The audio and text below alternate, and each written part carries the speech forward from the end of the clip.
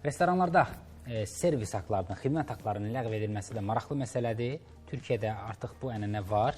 Bəs Azərbaycanda bu baş verə bilərmi? Bunu müzakirə edəcəyik. Bağlantımız var. Ramil Süleymanov. Hüquqşünasla bağlantı edəcəyik. Bəli, restoranlardakı xidmətlə son günlər Türkiyədə qeyd etmişdik. Restoranlarda, kafelərdə və digər yaşayış obyektlərində müştərilərdən məcburi servis pulu və əlavə ödənişlərin qadağan olunması ilə bağlı qərar gündəmə gəlib. Bizdə bu nə qədər tətbiq oluna bilər? Gözləniləndirmi? Ramil bəy deyəcək. Sabahınız xeyir olsun, Ramil bəy. Hər vaxtınız xeyir olsun. Hər birinizə uğurlu yayım dedik. Təşəkkür edirik. Ramil bəy, Azərbaycanda hazırda servis haqqı və əlavə ödənişlərin alınması qanunidirmi? Birinci ondan başlayaq.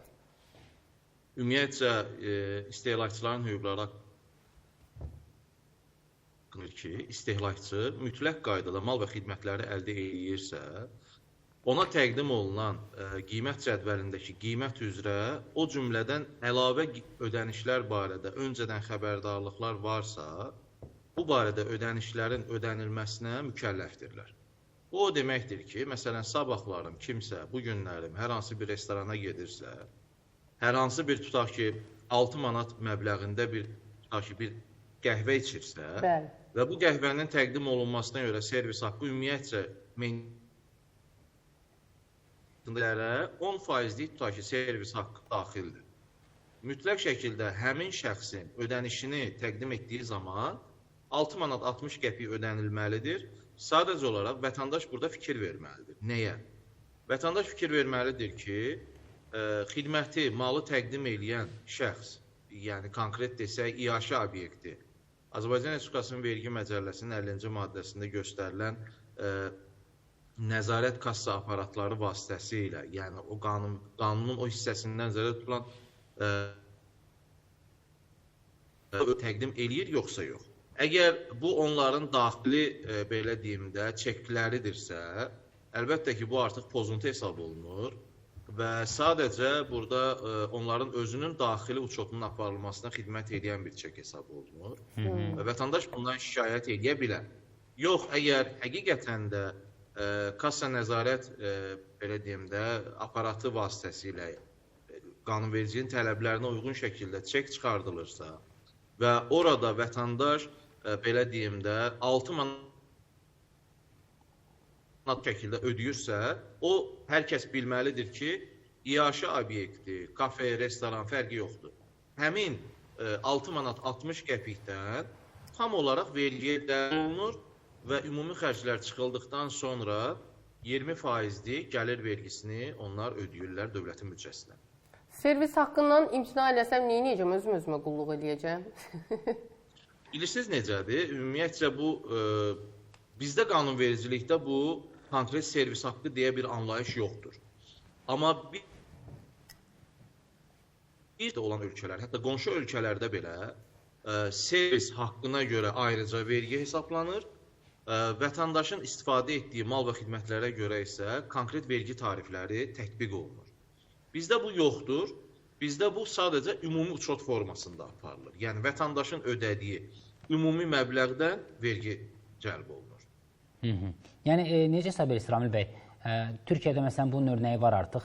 Türkiyədə Ticarət Nazirliyi bunu qadağan edir. İctimaiyyətdə yaranan narazılığı əsas gətirərək, həm də rəqabətin daha sağlam aparılması istiqamətində tədbir kimi.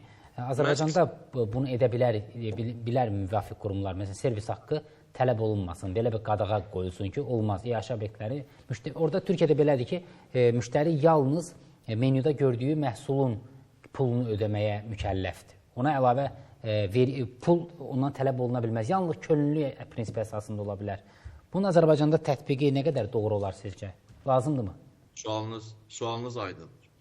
Bu barədə deyim ki, ümumiyyətcə dövlətlər daxili qanunvericiliklərini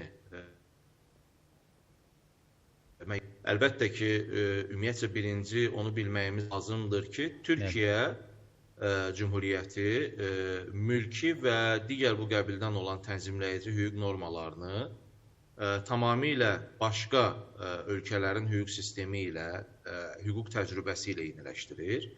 Amma bizdə isə qanunvericilik Türkiyə qanunvericiliyinə bənzəmir. Amma bu o demək deyil ki, biz illah da hansısa ölkənin qanunvericiliyindən müəyyən nümunələr götürüb özümüzdə tətbiq etməliyik. Bu arada mən sizə deyim, bəli, biz bağlı qanunvericilik təşəbbüsü olan qruplar tərəfindən bu qanunvericilik təşəbbüsü Azərbaycan Respublikasının Konstitusiyasında qeyd olunmuşdur. Qruplar tərəfindən təqdim oluna bilər, müvafiq dövlət qurumları tərəfindən və belə deyim də, həmin servis haqqının alınması qadağan edən normalar həm belə deyim də, istehlakçıların hüquqlarının müdafiəsi haqqında qanuna, həm bunun əldə olunacağı təqdirdə hansı inzibati xətaya və ya cinayət məsuliyyəti yaradacağı barədə normalar isə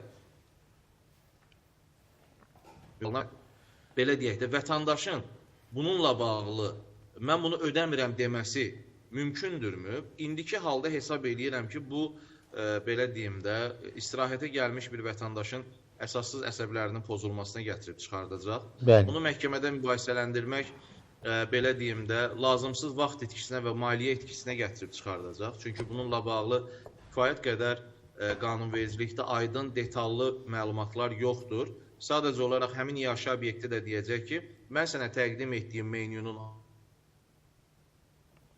5% civarında bir xidmət haqqı əldə etməyi demişdim, qabaqcadan səni məlumatlandırmışım. Sadəcə olaraq absurd olan ondan ibarətdir ki, bir çox hallarda, belə deyim də, öncədən elan olunmadan və menyuya qeyd olunmadan servis haqqları qeyd olunur, vətəndaşın isə bunu ödəməməyə tam hüququ çatır. Aydın. Təşəkkür edir Ramil bəy, minnətdarıq. Əslində önəmli məsələ. Mən menyuya baxıb cibimə uyğun sifariş verirəm.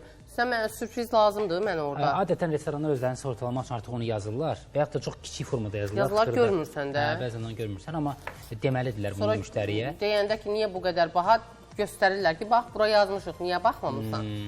Amma ümumiyyətlə, mən də müvafiq qurumların yerinə olsam, onlardan elə xahiş edirəm. Buradan bunu çağırış kimi də qəbul eləsinlər. Siz də böyük qardaşdan dərs götürün. Məncə də bu servis haqqlarını yığışdırsınlar. Yəni, o 6, deyirik, qəhvə içirsən 6 manatda, 10% servis haqqı var, 6.60 verməlisən. Qardaş, o kofenin 6.60 elə, mən bilim nəyə verirəm də məsələndə. Mən dördən nəyə çıxardırsan ki, bu 60 qəpiyə servis haqqı. Sürpriz lazımdır, onun servis haqqına görə sən, servisə görə sən onsuz da maaş alırsan da. Mən də məsləhət görsəm, sən o 60 qəpiyə ora qoyacam. Sən onu mənim cibimdən niyə çıxardırsan ki, zorunu? Məsləhət olsa özüm verəcəm də. Onsuz da 6 manata kofe absurddur. Bəli. İndi var da, indi müxtəlif yerlərdə hər cür var. Servis haqqları ləğv olunsa bizdə də çox yaxşı olar. Mən də bunun tərəfdarıyam.